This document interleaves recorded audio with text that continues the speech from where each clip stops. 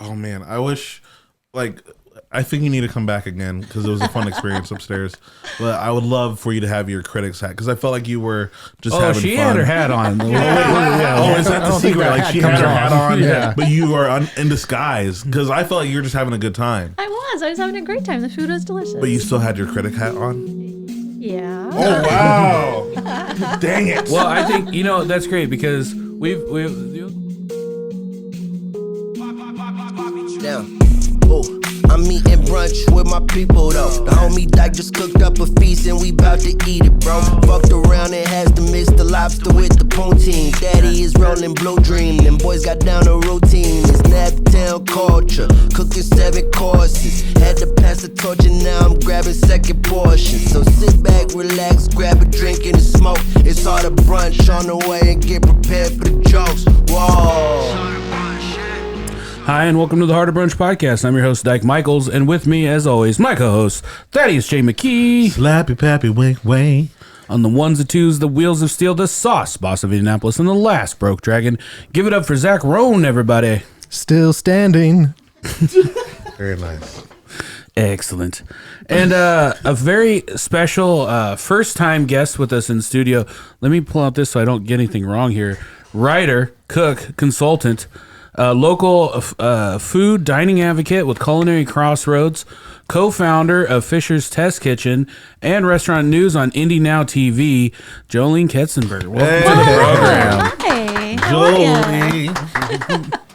Welcome to the show. I feel like when I explain you to other people, I'm like, she's part of the food culture of Indianapolis. Like, you're baked into the crust. Well, thank you. I kind of like that. You're kind of like food Illuminati as well. That's really good too. Yeah. We'll go with that. How long have you been actively involved in the food scene in Indianapolis? A long time. What was the origin, I guess? I guess I started. I worked at Indianapolis Monthly in the late 80s. And then after that, I did start writing restaurant reviews for Nouveau, probably around 1994. So you can do the math. It's been a minute. Now, was it like you went to a restaurant and like you just had so many opinions and someone's like, you should write about that? And you're like, you know what? I should. I should. So the way that happened is that I was a freelance writer. I had left Indianapolis Monthly when I had kids. And so I was freelancing. And so when you're a freelancer, you do whatever comes along, right? Whatever, you take the gig that comes along. But I was reading Nouveau one time and sometime around 94, I'm going to say. And they did a survey, a readership survey. What do our readers do? Who are our readers? Men, women, what are they interested in?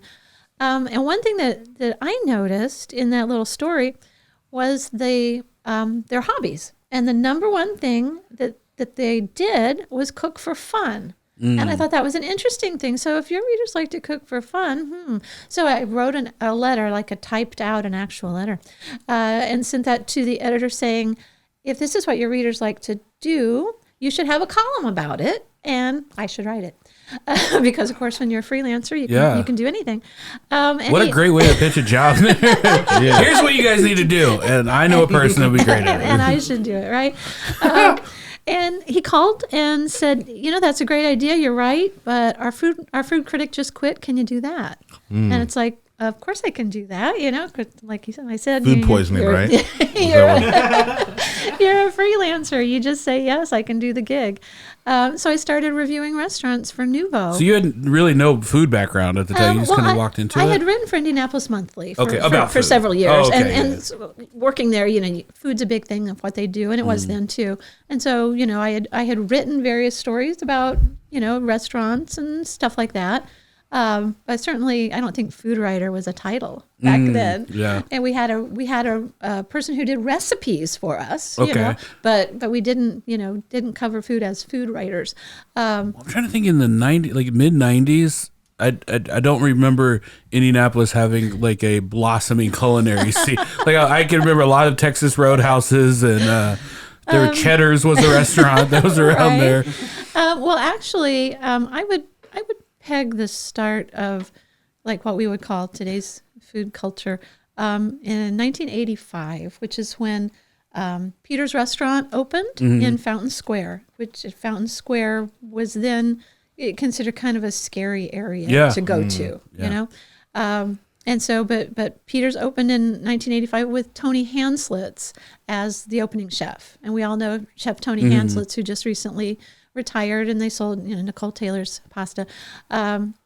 So he opened in 85. There was another restaurant called, oh my goodness, Fletcher Boyd was the restaurateur. That was downtown. I think it was called an American Place or something like that, very similar to some other restaurants. So I think the late 80s was when we started seeing chefs become known, or starting to become known. But they were kind of like few and far between. Oh yeah. So there was a handful. Yeah. Let's say 3, 4. Before that, it had been a lot of the big hotel dining rooms. Oh. The King Cole, things like those kind of restaurants. Where the chefs were doing fancy French food. Like La Tour, the restaurant there. So I believe it was probably 1975, Wolfgang Puck started his career here in Indianapolis at La Tour. Yes. I didn't know that. Great band. 1975. So I went, by the time I moved up to Indianapolis in the late 80s, La Tour wasn't, I went there, I think for my first anniversary. Oh, wow. I went there, but I don't think it lasted much past the late 80s. Oh. Now, when you do a write-up of food, are you one of those people that was like, you're only going to say positive stuff, or do you say your honest opinion across the board? How do you what's your approach? Do you cuss? Well, I probably could have in Nouveau. Back when I was writing for Nouveau, so this was the mid 90s. Of course, the internets weren't there, and you wrote something, and then it was gone. Yeah. So they threw the paper away. So, so there wasn't a lot of you didn't have to worry too much about repercussions, right? So I reviewed restaurants on opening night before, which is something I would not do that now. Oh, understanding. Yeah, just because I guess I was harsher back then. And if it wasn't any good, it wasn't any good. Yeah. And it's sort of consumer journalism. You're doing this to let the consumers know, what is out there, so that they can spend their money, on things that they want to spend their money on. So it really was that sort of reporting. And I had come from Indianapolis Monthly, and our critic at that time was Debbie Paul, who was a former editor. She's an editor emeritus, So she was a very tough critic, and I went along on several restaurant reviews with her and kind of followed that style when I was writing at Nouveau. So, but nobody knew who I was, and like I said, the articles didn't last very long because you couldn't just go back and find them. So you felt a little freer to be a little harsher, But later on, when I was reviewing for the Indianapolis Star, if you don't have anything nice to say, why write it? Yeah. So, I feel like that's kind of our take on stuff. We love promoting the things that we like. We love like, hey, and if it's something that I don't like, then I just don't usually bring it up. Right. I mean, I like talking crap a little bit. I'm not gonna lie, because I'm probably the more competitive one. I wanna say it, and then if I'm wrong, prove me wrong, and then we'll go from there. But I understand the idea of not wanting to go opening night because people don't really have their crap together opening night. Although they should. Because someone is spending their hard-earned money on that experience. On that opening night. And so you should know what it tastes like. You should know if it's cold, right? Everybody should be trained. But then it's like, do we speak to the money of like, hey, it's actually hard to open a restaurant? Like, is that a point where like there needs to be more government funding for those type of things? Boy, I don't know about that. But it is certainly hard to open the restaurant. We all know that. How hard it is, and how hard it is to get everything right. Yeah. But you have to get everything right. You have to have the restrooms nice. You have to the coffee cups. I don't know how many times I've gone to restaurants, new restaurants, new upscale restaurants, and you start to notice those little things like, there's not a hook on the back of the restroom door, so now I have to lay my coat on the floor. And then nobody wants to do that, I'm, and this is a real instance. I'm having my cup of coffee with my dessert, and there's something about that. The coffee cup handles don't fit my hand, and so as I pick up my cup, it's like burning my fingers, and so I can't pick up my cup. And so now I'm obsessed with my coffee cup and why I can't pick up my coffee cup instead of the dish. So I'm not focusing then on my dessert. I'm focusing on how awkward this coffee cup is, and so or silverware that's too heavy, and I've certainly had that feeling as well. It's like, why is this knife so bulky? My goodness. So a 40-pound knife is inappropriate. It's just inappropriate. So those, all sorts of those little details are very important for the guest experience. And sometimes I feel like those kinds of things people don't focus on that as much. Yeah. And so, but all those things are important. Oh man, I think you need to come back again because it was a fun experience upstairs. But I would love for you to have your critics hat because I felt like you were just having fun. Oh, she had her hat on. Is that the secret? Like she had her hat on, but you are in disguise because I felt like you were just having a good time. I was having a great time. The food was delicious. But you still had your critic hat on? Yeah. Oh wow! Dang it! Well, I think that's great because the closest thing we had to a food critic was our friend Chris King, who's just an ass. And, let's go through the menu here. Okay. And we'll have your critique. Well, before we get to the menu, how about the front of the house? That's Thad's department. How was the front of the house experience? Because I was in the back the whole time, so I don't even know. Front of the house was great. I didn't get one of those peanut butter cocktails though. I just want to point that out. Not offered to the guests. I will say I saw the trepidation in her eyes when she watched him pour his own cocktail at the beginning, which was basically just vodka. It was like a vodka shot only in a glass. Pretty much. We talked about this. We don't want to put that image out. No, I'm kidding. So other than not being offered a drink that was offered to everyone else as the guest, that was your only real complaint. I will say this. That makes sense. You might be used to restaurant rules where someone's trying to make a buck out off of you, right? That's right. But this is my home. And so when I ask you, do you want a drink? You said water. Right. And then when you're asked the second time, you said coffee. Then someone said, would you like a cup of coffee? It's like, well, sure, I'll take a cup of coffee. And so... so then I was done, right? You didn't know you used up all your wishes. Yeah, there's usually 3, but there's only 2 here. I was like, I hope she knows she has another wish if she wants that. It was more of a monkey's paw situation. I never want to enforce alcohol on anybody that's walking through my doors. That's very good. You see what I'm saying? Because this is a house restaurant. That's right. We practice reverse bartending here. I'm not getting tipped for it.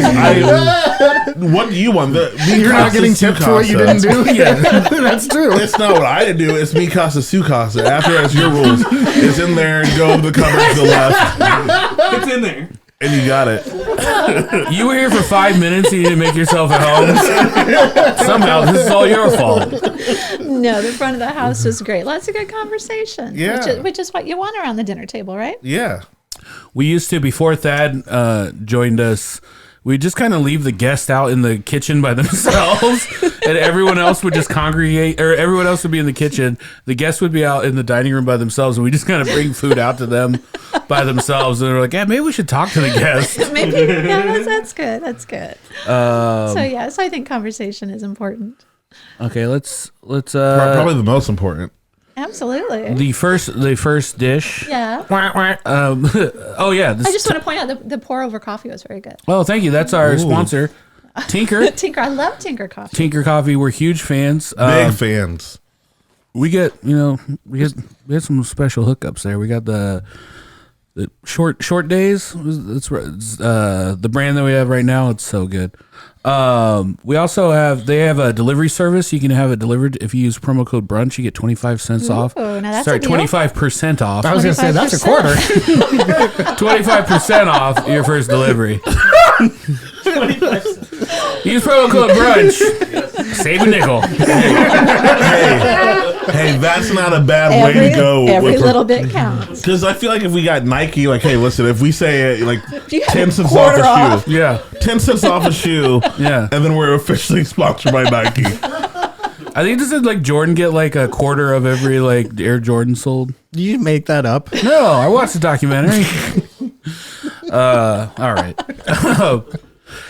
Yeah, and then our other lovely sponsor is Smoking Goose, which Oh, always representing. always delicious. Over there on Dorman Street, if you want to check out their smokehouse, they got amazing meats.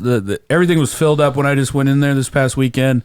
If you want to make that hot charcuterie board, I think Valentine's Day is coming up, and I think that is the best way to impress your spouse or your loved one. Absolutely. Give them a nice meat right. board. Spoiler, did you use any Smoking Goose today? We'll get there, but yes, I did.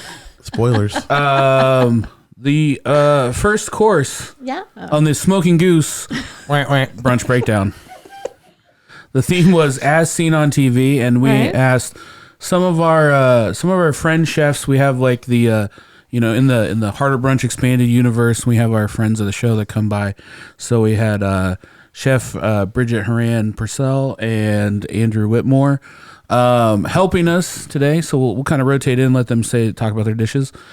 You can rotate into the hot seat and have Jolene critique you to your face. Yeah. The first, I feel like on these, if you didn't like them, I'm just going to blame the chef. I'm gonna be like, you take this up with Guy Fieri.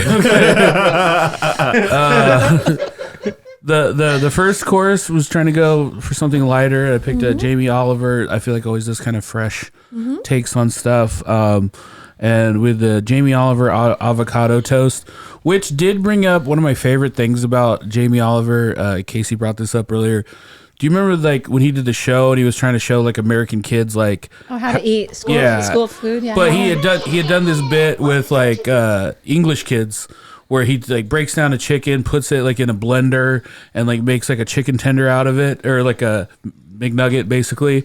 And then he's like, "Hey, who wants to eat this?" And they're all like, "Ew!" And then he tried to do the same thing with American kids, and like the whole time he's like putting it in a blender, and they're like, "Ew!" And he's like pushing it through a mesh, and they're like, "Ew!" And then he like makes it, deep fries it. And he's like, "Who wants to eat this now?" And they're all like, "We do." And then you just see him start to cry because he's like, I'm never gonna get through these American kids. But I still think that's a bit of a, like, to make the best fresh chicken nugget that any kid has ever seen in front of them and then shame them because, because most of them are frozen and terrible. yeah, well, I mean, like he's just breaking down a chicken normally and like putting the bits in their faces. Like, isn't this disgusting? Like, you're just breaking down a chicken, man. Yeah, it's Like, just chicken. It's just chicken.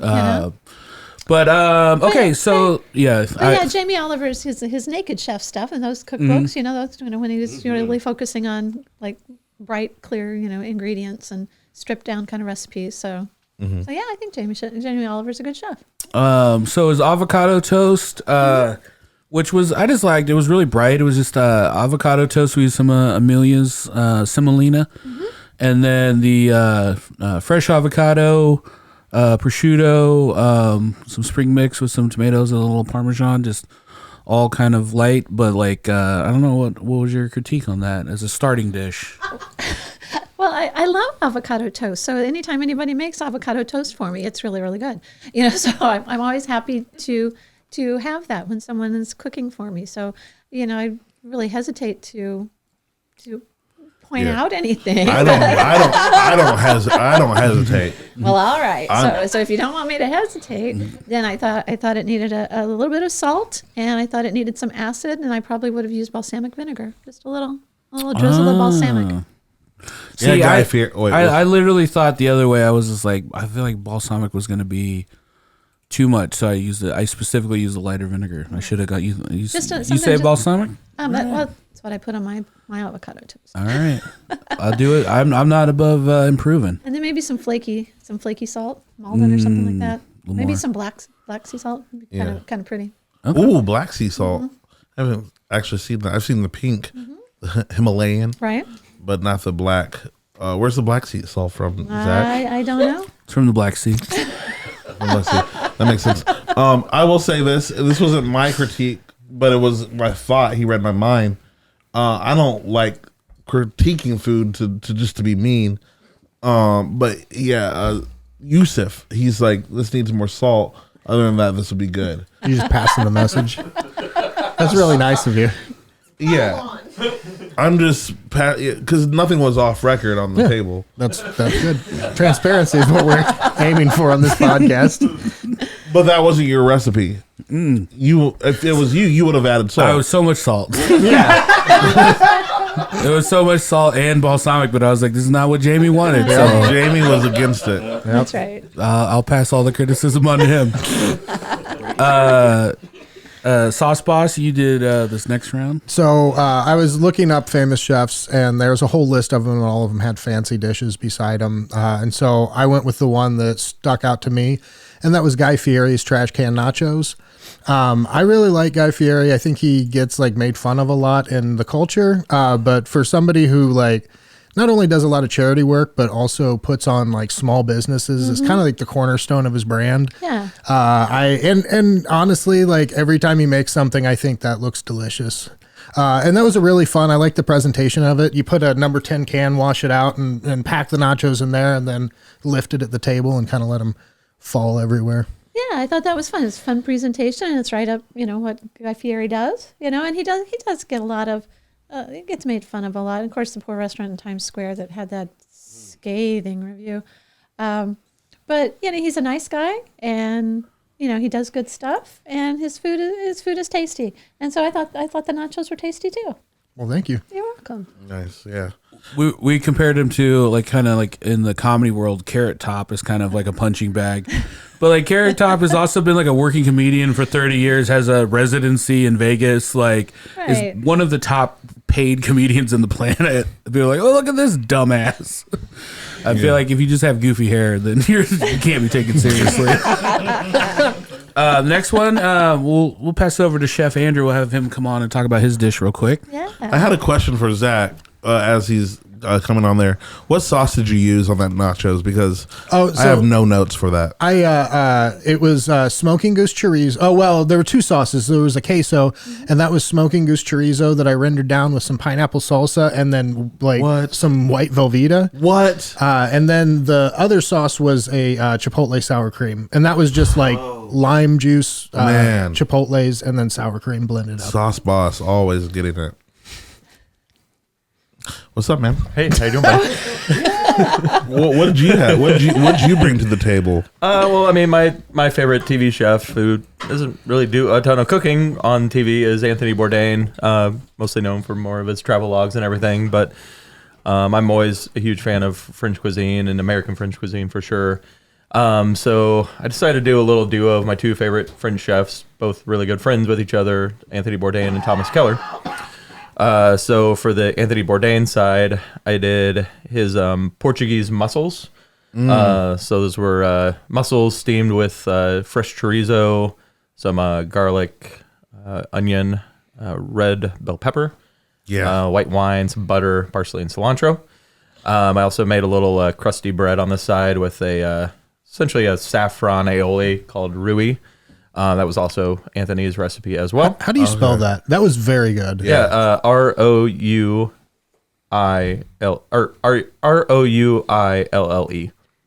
Rui. Oh, okay. It's French. And right there is his recipe right at the very top. So he does a little bit different where he actually adds red bell pepper to his Rui just to make that red pop. I love bread with mussels because you get that, you can dip it in the broth, but also with that little bit of like Rui on there, it just makes for a really nice like condiment as well.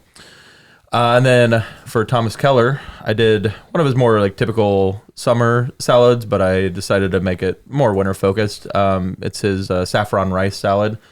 So last night I made a saffron rice with a short grain rice, let it sit overnight, and then today I mixed it with some kombucha squash, delicata squash, red onion, made a little sherry vinaigrette, and then top that off with lump crab meat as well.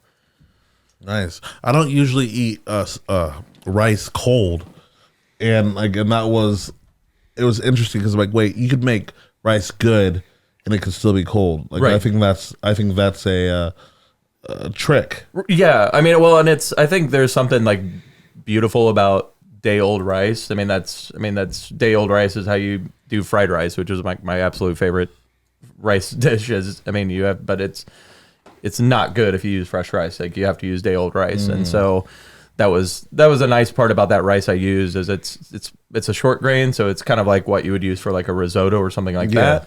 But when it's cooked, it doesn't clump up like a risotto does. It really is able to like break apart and be like singular grains instead of like kind of like a lumpy kind of soupy mess like risotto is. Not that risotto's a mess, but it's able to like break up a lot more. So that was my two dishes. What'd you think now? What's your critic's choice? Excuse me. So I love mussels, and it's a great mussels recipe. So that was delicious. Thank you. Love the mussels. A lot of sauce on that bread, which made it very hard to pick up and put in my. It's like I couldn't dip it with my mussel juice sauce there, but it was really good. The was saffron sauce. Is that what you said? Yeah. Very tasty. A bit too much. And the rice, I was kind of surprised that it was cold as well. And I'm not the biggest fan of the little like the delicata squashes, because of course you can eat the rind on them, but I'm not the biggest squash rind fan. But it's very tasty. Need salt. Salt. I think I like squash rinds largely because I don't like peeling squash when I prepare it. Like I always I really enjoy it, and I think, oh wow, this is so rustic, and I think that's just what I tell myself because I hate peeling squash. Yeah. Wow. Interesting. So salt is needed for the last two dishes. Andrew, do you want to plug Chef's Night Off real quick? Oh yeah. So I was on here like 6-7 months ago, just talking about Chef's Night Off, a little pop-up dinner series I do with myself and my partner Craig Baker do. We are in the process of making our February and March dinners available for purchase.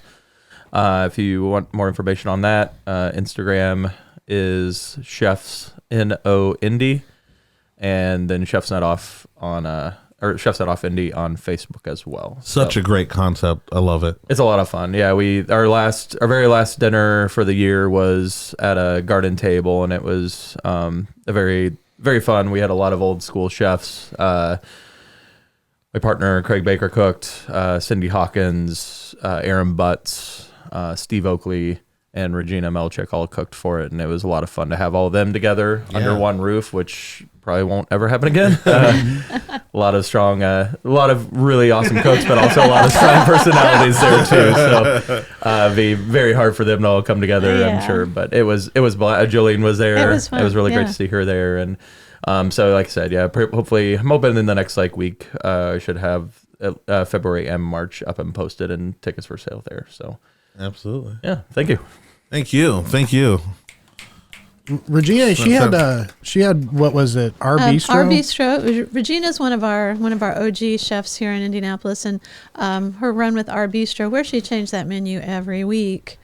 She had a sticky toffee pudding on there that was one of my favorite desserts I've ever had. Yeah, Regina's awesome. I think a lot of her. She's one of our wonderful chefs. I like how in the background of every culinary story in Indianapolis, it was like, and Jolene was there.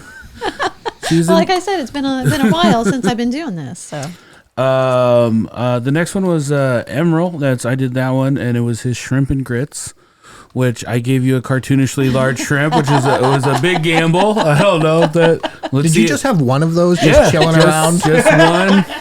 No, when I bought it, I was like, I saw the tiger shrimp next to it. I was like, I'm gonna get one tiger shrimp and give it to Jolene. We'll see if it paid off. Well, the dish was delicious. That tiger shrimp was very hard to cut. It was a bit awkward to eat, but it was made for a beautiful presentation. But yeah, tasty dish. Enough salt? Enough salt. Yay! That never happened. Full redemption. That's right. It was very tasty. It was very tasty. Bigger, not always better. Yeah. Well, I've never heard of it before. So.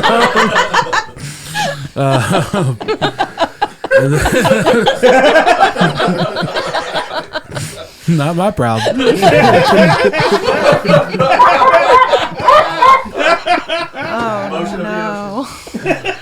Oh no. Can we sorry. Can we change segue to into something else? Yeah, Please let's throw do me it. a lifeline. That'd be great. I thought you were about to change before I introduced my dish. I was like, are we changing the subject? Yeah, I've That's never really seen somebody jarring. stop and doggy paddle in it. Can we just do like a sports podcast or Can we do something? something else? Anything else right now?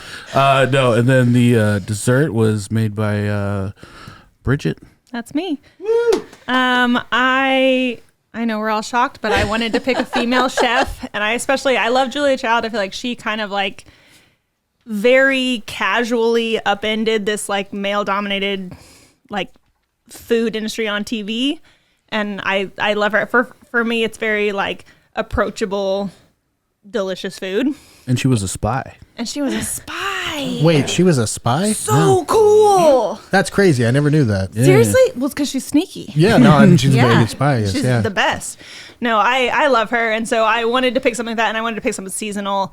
And so it's like, I love pears. I think they're delicious, and I love frangipane and any excuse to use them both. So I wanted to do a tarte aux pois, which is a pear tart. I had made fig jam this week, and so I did a fig jam and Bordeaux poached pear, and I did a double lard crust and some frangipane, and then I'm any excuse to use cardamom, so I was like, let's do some cardamom whipped cream with this too. I think pears and cardamom are good, so that was it's very comfort food based for me. It was delicious, and Thank you. that cardamom. That was the first thing I wanted to know was what was in the whipped cream. I love it. It's like any excuse. I feel like it's so underutilized, and I think everyone always, especially in like winter and fall, I think it's like cinnamon is always the go-to, but I think cardamom is so underappreciated, and I just love it so much. Well, it was delicious, and I did notice as I was eating that I loved the crust, and there was salt in the crust. But if you don't put it in there, you notice that it's not there. Yeah. 100%, yeah. So yeah, it's not like you think, oh, this dessert is salty, but no, just every now and then you think, Thank you. It has that nice level of salt. And pears are great, when you can get them when they're flavorful. And of course, it's nice time of year. Yeah, Nice time of year I think for that. it's good, and I think apples and cinnamon get kind of the leading role in the winter and They fall. do, And don't I they? think it's like I love pears. I love cardamom, and I used Becker Farms lard in the crust, and I'm not a big dessert person, which is ironic because I'm a pastry chef kind of at my heart, and so I wanted to pick a crust that was a little bit more savory, but still kind of balance it a little bit. So I'm glad you like you it. can't beat a lard crust. We love it. know? We love it. We love it. That's right. So it was just delicious. Thank you so much. It was something very like nostalgic for me. That, like took me back to childhood of eating like an apple cinnamon something, but that was like with the caramelized pear that was like made like in a Dutch oven almost, and it just I don't know. It very much like triggered like memories for me when I was eating that. I was like. It's a problem when I eat because then I'm like, I need more memories. I feel like I always try to trick you with like you at one point were like, make me an apple pie that doesn't taste like an apple pie, and so I feel like I'm constantly chasing that with you. It's like it's an apple pie, but not really, and it's more delicious, and this is actually better. It was really good, and I love Julia Child. Her story is great, and she's just inspiring, and I just love her. She is definitely inspirational to me, and it's like my very southern grandmother who she studied abroad in Paris when she was a teenager, and so she loved Julia Child and so it's like it always triggers so much nostalgia for me just cooking from her cookbooks. So And you speak French. and I speak French. Perfect. Do you want to do a quick plug real quick, Bridget? I am currently working at Pots and Pans Pie Company. They do really phenomenal products, and you can get take and bake pot pies. We do seasonal fruit pies, and really phenomenal people that work there. And then for any personal baking needs you need, follow Bakes by Bridge on Instagram. Ooh, are you going to do the Franken pie on Pie Day? Mm-hmm. Yep. It's always one of my favorites because I think it's such a good way for people to test a bunch of our pies at once. So you can go in and we have very cool like Frankenstein style t-shirts that we make. And so it's fun to come in and get basically a slice of each of the pies we offer. And I thought it was some of like my a favorite. turducken of pies. No, not quite. I mean, you've made something like that for us before. I have. Yeah, I made Pie inside a cake. Thanksgiving. Yeah, pie inside of a cake instead of a pie. Yeah. Pie cake. Yeah. But yeah, it's they're really phenomenal, and it's female owned, which that's my bread and butter. I love that. So they're really phenomenal people working over there and using a lot of local ingredients and local businesses. So definitely check them out. Thank you very much. That's been the Feminist Chef, Bridget. Yeah. And also coming up next month, the meat kit competition will be my 4th year. Hopefully my 3rd win. Thanks, guys. Wow, she really missed being the king this year. So I did. Let's take a quick commercial break and we'll be right back. This week on the After Brunch Podcast. Like, that's how muscular Terry Crews is. Like, you would have thought like boobs were on the screen for a second. Everybody like lost their speech. Like, yeah, Terry Crews is right here on screen. Like, he's so muscular. Like, you have to like give it a little bit of respect. Yeah, Like, I don't like what's going on now. but no, it's like, This got very intense well, quickly. I'm just saying when you look at I don't know what. when you look at Terry Crews, there's respect that goes into his body. Yeah. You know what I'm saying? Like there's a moment of silence. Sure is. You're gonna be the one that puts that respect in his body. Exactly.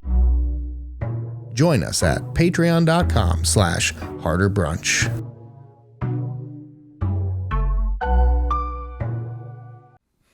And we're back. All right, Jolene. What? I guess what's the final review of Harder Brunch? Would you suggest your readers come if this was an actual restaurant? Yeah, absolutely. Why not? Right? Go in and enjoy it and try all the dishes and make all the conversation and have a wonderful time. Yeah. I feel like a free restaurant is also like Well, there's that. If you get bad reviews at a free restaurant, Don't go. wish I could have got my money back. I wish I could have paid to say more bad things.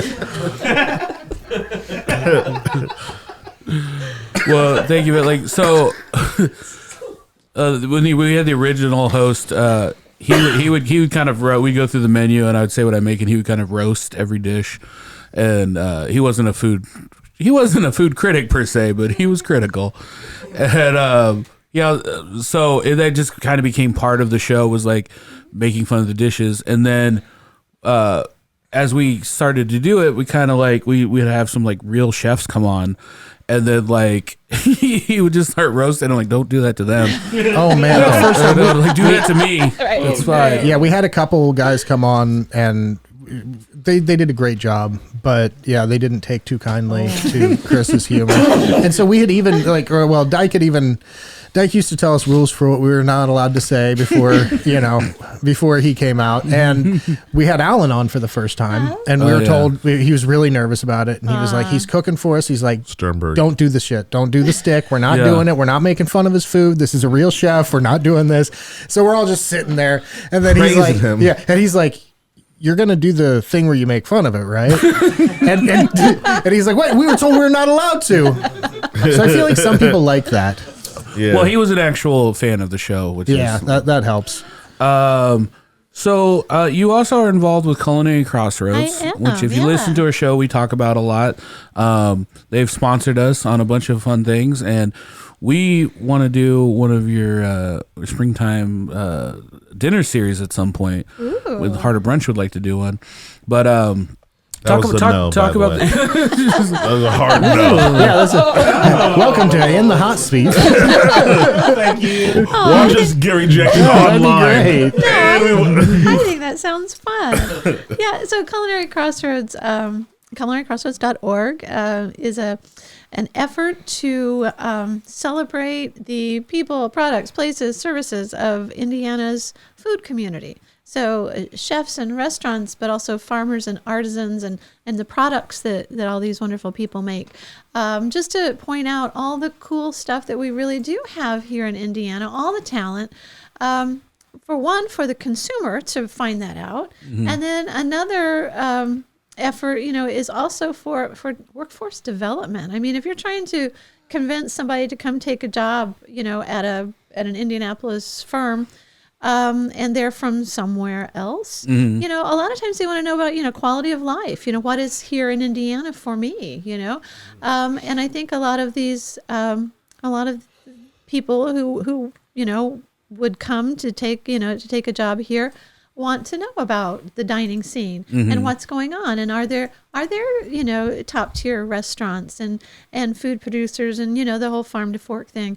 And so that's part of it as well, you know, to sort of raise the awareness that we do have very cool things happening here, lots of great talent, fabulous products. You know, we're in the culinary crossroads of America, right here. You know, we hear about the crossroads of America being here in Indiana. Well, you know, we'd like to say that this is the culinary crossroads. You know, you have a lot of things, a lot of people, a lot of places coming together. So absolutely. So yeah, so that's what Culinary Crossroads does. That's part of my favorite thing about, I guess, cooking in general is the collaborative nature of it. Obviously, like everything we did here today, and I'm always surrounded by so much talent of like these people, and everyone that I know that's creative, like talented like that, is also bored to death of whatever they're doing every single day. Right. So when you give them an opportunity, like, hey, Andrew, do you want to come cook for something? He's like, yes, absolutely. Yes. He's like, I'd love to do something different or challenge myself. And I want to say, I like the website. Oh, thanks. We've been working on it. It looks really good. Been working on it. What I think, if I could critique it a little bit, we went there for your birthday last year. Oh yes, we did the spring dining series. Yeah, absolutely. Yeah, that was amazing. Yeah. There's a lot of stories. Yeah. I think we got to get a spot on that website though. Well, all right. That's your criticism of the website. That's my criticism. Is that we're not on Harder Brunch. Well, I think I agree with that. I think if we have a logo there somewhere. So if you look, wait, there is a logo of us on there. There's a logo. I think if you look under, where is it? Dinner. Wait, scroll way down. We're like 40 pages deep. No, there's our partners along the way, but under our dinner series, no, look on the popcorn page. I think their spyware took us off. No, look on the popcorn page. Now scroll. Oh. Now scroll down. Is that Heather's head? You'll see your friend Heather there. Heather. The top of Heather's head. Yeah, scroll down a little bit. Scroll down. Yeah. Scroll down a little bit more. Look at those sexy guys. Hey, we are on the website. There you are. Absolutely. Wow. And I think, you know, we might see, if you scroll down a little bit farther, there, look, You got baby brunch and meat cakes. Look at that. And Wow. Harder Brunch. Collaboration. Wow. Yeah, so this year one of our themes is collaboration, and so we want to do a lot more of that sort of thing. We have collaborative chef dinners coming up. We have one in Elkhart in March. We'll have one in Southern Indiana in May. We're working on getting a date for Fort Wayne. We'd love to get back to Evansville. We've been down there for a collaborative chef dinner.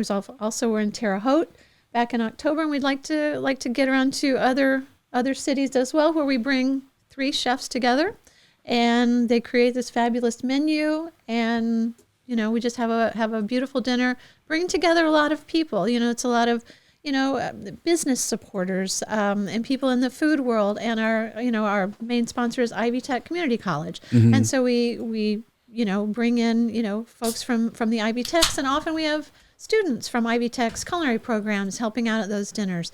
You know, so it's a great way to showcase what sometimes people might overlook is the talent right there in their hometowns.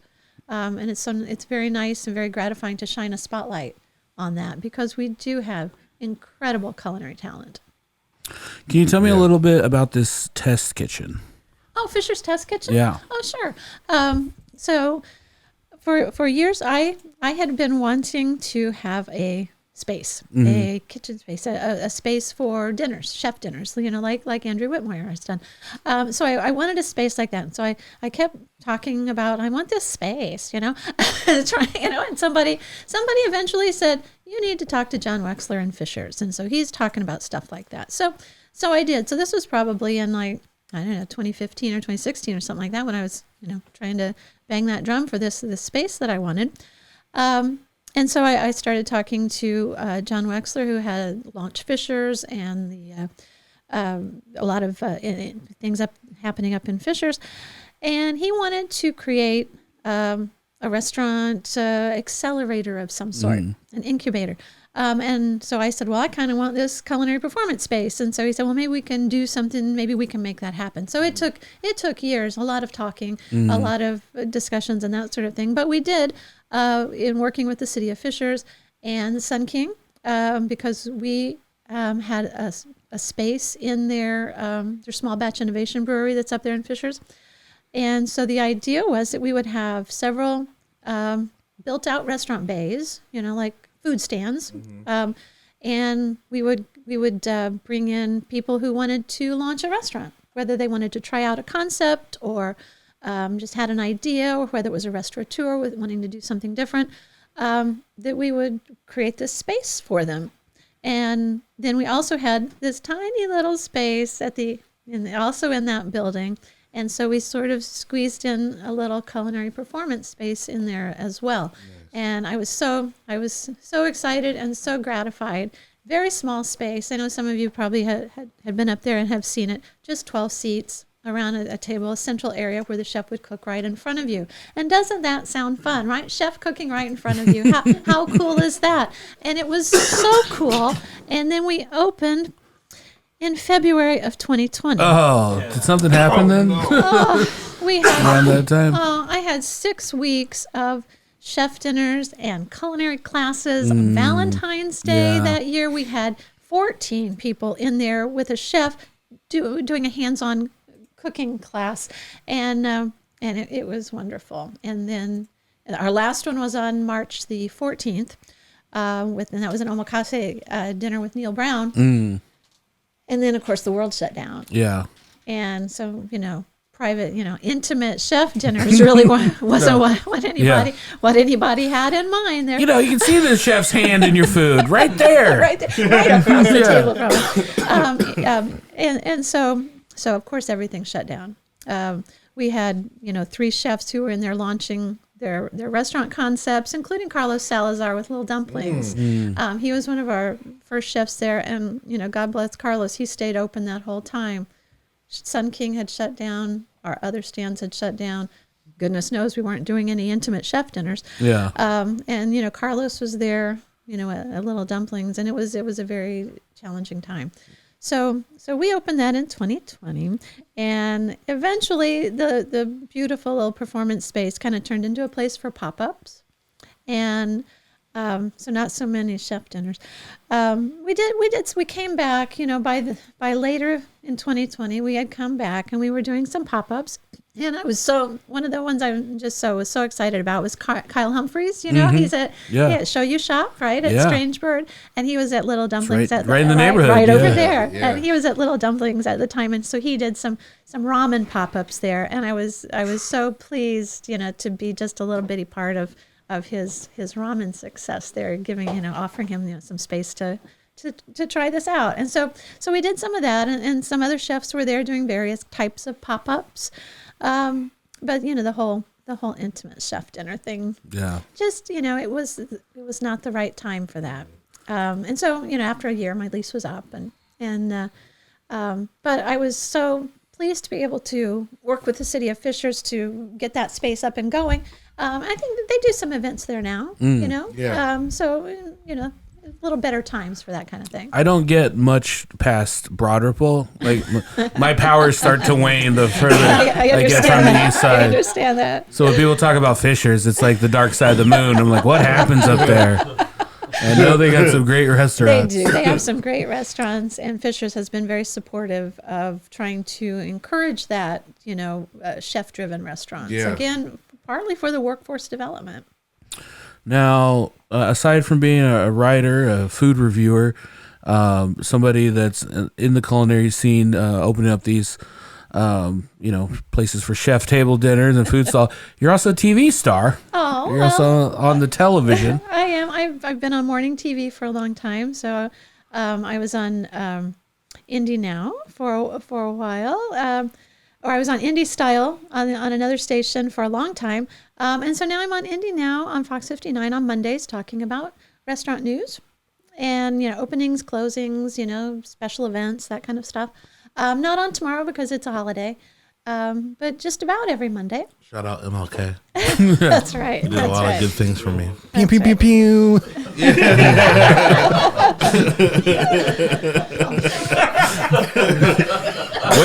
Where is that MLK air horn? But yeah, so I'm on Indy now, and that's just a lot of fun, you know. So I've cooked on there as well. So that's How was the transition from, written journalism to being in front of the camera for you? I think it's great. I love live TV. Yeah. I like cooking on live TV. When I was on Indy Style, I cooked on there a lot. And it was fun, you know. So I was the food writer at the Star for quite a while, and then they noticed I had this little website, and they really weren't cool with having a little website. Oh. So I was fired from the Star, and then after that, then I started. I had a radio program on WFYI called Eat Drink Indy, and so I had quite a bit like this. And I would just interview all sorts of people in all sorts of places. And I was talking earlier about recording in kitchens and farm markets and stuff like that. So I did that for several years and was on morning TV. And so I love that. I love that. You're very comfortable talking to people. Yeah. It's fun, you know. Yeah. I enjoy it. I am if Go ahead. I am if we're talking about something I like. If we're talking about like food or comedy, any other conversation, I don't know what to do here. I just my hands up. Just keep asking questions. Yeah. People love to talk. No, I really do have this question. Do you have a go-to cuisine? That I like to cook. Yeah, like you're like, man, like this is like my guilty pleasure. Well, for one thing, I don't have guilty pleasures. Oh. If Only pleasure. Only Only pleasures, pleasures. no guilt. Okay. No guilt connected with food. You know. Good, I like that. Yeah, So if you want to have a piece of cheesecake, have the piece of cheesecake and enjoy it. Yes. You know, but I like to cook all sorts of things. My family background is really down home cooking. You know. Is that German? Are you asking if she's German? No, my folks are from South Central Kentucky, so it's very very much chicken and dumplings, cornbread, pinto beans. You know, which is those things I've just probably all made those in the last week or so. As a matter of fact, The Order of America. I believe. so that would be what I grew up on. You know, is really down home kind of food. But you know, I love all sorts of things. Love Julia Child. Love to cook. You know, something like beef bourguignon. Yeah, it takes a long time. But then I'm also all about quick and easy. There's no shame in something that comes together quickly and makes your family happy. You know? Right, okay. So I may there's boxed mac and cheese in my cupboard. You know, there's quick and easy things as well. But then I also just love to get in the kitchen and cook. I like to bake. I like to bake bread, you know, make some desserts. Nice. Yeah. I make a darn fine sugar cream pie. Oh, really? Oh, Yes. all right. You got to do that for Indiana Day. That's right. So I was a co-author of a book called Cafe Indiana Cookbook, and that came out in 2010, I believe. And so those are just recipes from small town diners all around Indiana. So I worked with a folklorist, a food writer who had written a lot about small town mom and pop diners, and I came in to do the recipe testing and that sort of thing. So that book was very fun to do, and we ended up with I've got a lot of good recipes from it, including sugar cream pie. Do you consider yourself a workaholic? Oh gosh, no. No? No. I feel like you have your hands in all these different pies. You got all these things moving. I do. But, Are you trying to diagnose our guests? Yeah. And to our next session, Well, like do you think you're a workaholic? you're doing so You got a much problem? that I'm trying to get the feeling. Like, are you the kind of person like for me? Like, if I'm not busy, then that's when the demons come out. You know. So I like to keep myself busy. I stay pretty busy, but you know, I like to get enough rest. I like to have work-life balance. I like to enjoy my home and my family. I got 3 kids. I enjoy spending time with. What are your hobbies that are not food related? Oh my gosh, I'm not sure that I have very many that aren't food related. I like to read. I like to draw. I I don't do enough of either one, but Yeah. I would like to do that. I'd like to illustrate something someday, like a children's book. Mhm. Oh, yeah. I have ideas for that. I like to putter around in the backyard. I have backyard chickens. So that's very What kind of fun. coop you got? We are it's a Oh, bit- yeah, we're actually Professional professional. coop watchers now. yeah, It's a- aficionados of That chicken sounds coops. more like we watch people's houses. Yeah, whatever. It is a very nice coop. I really wanted to be on the Tour de Coops this year. Oh, you should have been. We're getting a limo this year for the chicken limo. They what is they were not coming in my direction this year. So I live like Don't tell people. west of Philadelphia Prairie. Our fans are crazy. We actually do not like our fans. They are crazy. Well, the route was going east this year, and it was going toward Irvington. So it wasn't coming toward my direction. So they said maybe next year. Oh, So maybe next year I can. Well, maybe- be on the maybe- Tour de Coops. We just need to organize our own underground one. We call it yeah, yeah. Yeah. Ooh, the black market coup. Yeah, yeah. Ooh, black the coup coup. de grace. There we go. Ah. Ooh, Casey, did you say one flew over the coop? Because I just watched that last night and I did not understand it. Anyways, I was trying to find a picture of my chicken coop. It's a beautiful coop, actually. how many chickens do you got? I only have 4 right now. I lost a few chickens this year. It was a very sad chicken year for me. I lost some of my original chickens. So, they are only a limited time span that you know. Do they live? Yeah, same thing Yeah. with cats. Just saying. Same thing with humans. Yeah, that's true. That's People true. die. I guess some memories are just a little more prescient. But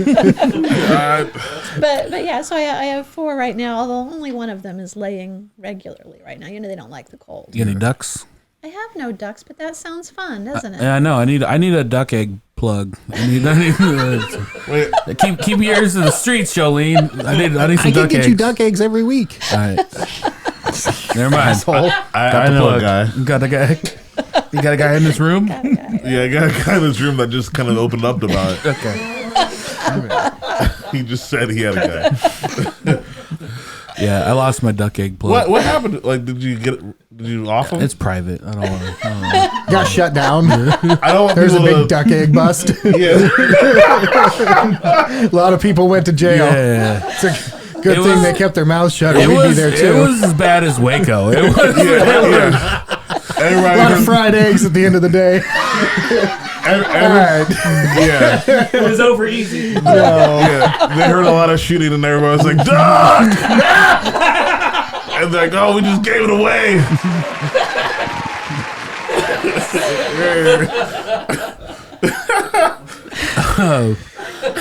As someone who has seen the food scene in Indianapolis change over the years, I'll say for me the biggest. I feel like I grew up here. Like I said, when I was growing up as a kid, all I remember is like chain restaurants. Like a fancy meal out for my family was going to Steak and Ale. That was Right. That was like someone's birthday or anniversary or something like that.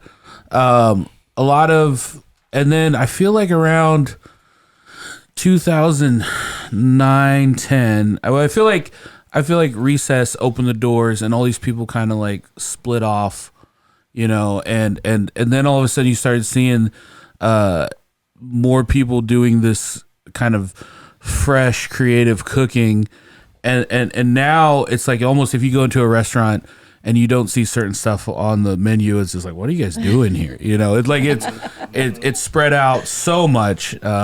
I was kind of interested on your take and where you think it's going. I think it's going great and going to be going in great places. But certainly, like we mentioned earlier, Regina Mahalik with our bistro, Steve Oakley at Oakley's Bistro, Greg Hardesty, when he had, and I would be going back to H2O Sushi when he had launched H2O Sushi, and a lot of chefs went through there. Neil Brown, and other chefs as well. So Greg was really a big driver. Absolutely. Of this, of what we've seen, and a mentor as well. Mm-hmm. So he really enjoyed, celebrating what his chefs, other chefs who had worked for him had I feel like so many of his, not only back of the house, but also front of the house people have all gone on just to do amazing things. Certainly, of course, and we hear about of course Abby Maris at Bluebeard. She started at Elements, and she would looking for a job, and ended up working there, and she's told me the story of like looking at the menu on the window and saying, "Oh man, I don't even know what these things are. I can't work there." But her mom was encouraging her, and of course we see see how that came out. And of course Jonathan Brooks, with Milktooth, so many chefs went through his kitchens. So I think he was just a wonderful person to push the community forward. We have a scholarship named for Chef Greg Hardesty with Culinary Crossroads at Ivy Tech. But yeah, so certainly what Greg did at Elements, and then also at Recess and Room 4, what Neil Brown had done at L'Explorateur, which was a very cool restaurant. Didn't last as long as we might have wanted it to, but still a very cool restaurant. You mentioned Alan Sternberg when he was at Cerulean. Never heard of him. We don't claim him anymore. Oh, shout out. Happy birthday. That's right. Happy birthday, Chef. But yeah, so I think we've seen a lot of chefs pushing the needle, and that's what we need. We need to keep pushing the needle. We need to keep talking about what we do here.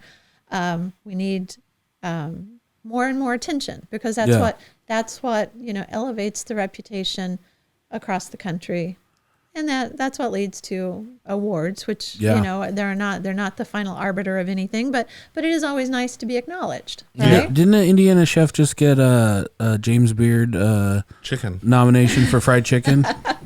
Oh, that's a restaurant, and that's Wagner's Chicken Inn, I think, down in southern Indiana. That's an America's Classic award that the Beard Foundation gives to American classic restaurants. So the Beard has many different types of awards. Yeah, so St. Elmo's has gotten that same America's Classics award. Is there like a host Beard award? Like the best hostess or front of the house? There's certainly a hospitality. Oh, really? There's hospitality. As a matter of fact, Love Handle has had a hospitality semifinalist. They should. Chris is one of the funniest guys I've ever met in my entire life. Not a bad cook either. Yeah, not a bad cook, right? No, as a comic, I'm like, dude, this guy is funny. Like, real funny. Like, what is he doing? But yeah, so we have had lots of semifinalists. I think the year we had the most was probably 2013, and that was when I think it was 2012 or 2013, when Bluebeard had just opened recently. So they had a Best New Restaurant. So you had them. Martha Hoover was up for Outstanding Restaurateur, which is another national category. And Best New Restaurant is a national category. Neil Brown was on the list. Greg Hardesty was on the semifinal list. The guys from Three Floyds were on for that year as well. Their drinks. Right. So the beer and wine program. So that year, we probably, and Dave Talent, who is somebody else that we can't forget, who was on the long list before there was even a long list. So David Talent, who had Restaurant Talent in Bloomington, was perennially on the semifinalist list, and Steve Oakley as well. So we have had lots of semifinalists, and I am very hopeful that we will get somebody on a finalist list to be an actual nominee. That is my ongoing goal. Yeah. Now the semifinalists are announced. It's coming right up. I think it's January 24th when we'll hear that the semifinalist list comes out. Chef Yusuf was just here today. Yeah. Isn't he on some type of Beard list? It would be nice to see him on that semifinalist list, wouldn't it? Is there any kind of media James Beard awards? There are Mentalist? They're the Book and Media Awards. It's usually not given out on the same day as the Restaurant and Chef Awards. But if you can get a beard award, it's Yeah. a beard award. Yeah, well, you yeah. don't have to say the other That's parts. right. Don't have to We're say in the the other little part. category. James Beard Yeah. Award. Yeah. That's right. End of discussion. Yeah. So- End of You don't discussion. Get out of say- my room. So when you get a nomination for best podcast, then that's a Ben James Beard Award as well. Yeah, best food comedy brunch podcast. Well, we got ranked second. I'm going to tell you this. This is the true story. We got ranked second. We in got the crime junkies in our state. Crime junkies beat us. How They're can number you one. deny That's that? terrible luck. It's like being next to Chicago. It's like being next to Chicago. Yeah, we I make know. our money off of killing animals. They make their money off of people getting killed. and people are And always more that's- popular every time. That's Every actually time. not the Harder Brunch slogan. Harder Brunch. We make our money off killing animals. It's just the truth. All right, it's a dirty business. Can you drop a beat It's for a me? bloody Soft spot? business that we're in, Dyke. Jolene, thank you so much for being on the Thank you program for today, having me. It was talking so- to us and so fun. dealing with all of our foolishness. Where And can eating good food. where can people find you and follow you on social media? They can find me on Instagram, Facebook. You can follow us at culinarycrossroads.org. We're on Instagram and Facebook as well there too. And just reach out. We have a newsletter that goes out every other week, so you Nice. can sign up for our Culinary Crossroads newsletter, and I would love to send that to you. Awesome. So. Thaddaeus Jake. You can find me at Thaddaeus J. James Beard Awarded. Period. That's right. .com or at Thad Mckee on Instagram. Zach Roan. If you liked this, check out our After Brunch. It's on Patreon. That is patreon.com/Harder Brunch. It's just $3 a month for an extra episode every single week, except for when we don't. I'm at Dyke Michaels across all social media. Shout out to our special guest chefs, Bridget Horan Purcell and Andrew Whitmore. Thank you guys so much for cooking and having fun with us today. And we'll see you next time. Stick around for the After Brunch. Woo! Bye-bye.